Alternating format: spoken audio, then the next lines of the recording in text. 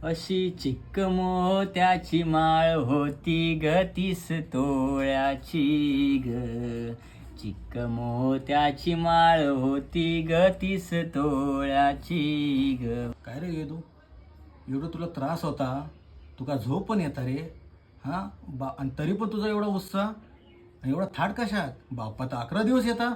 बघ भावा, आम्ही ना कलाकार असा आणि ना आमच्या डोक्यात नवीन नवीन डेकोरेशन या येतच राहता आणि ह्या आमच्यासाठी नॉर्मलच असा. आणि तू जर म्हणतस ना 11 दिवस गणपतीचा, तर तुझ्यासाठी 11 दिवस असू शकतात, पण आमच्यासाठी ना 354 दिवस बाप्पा आमच्या ना मनात असता आणि 11 दिवस ना तो मंडपात असता. आणि ह्यो उत्साह ना त्याच्यासाठी भरपूर आहे. तुझा पण बरोबर आहे, पण बाप्पान सांगितलं नाही ना की तुका त्रास करून माझं थाटमाट कर. तुझा पण म्हणणं बरोबर आहे भावा.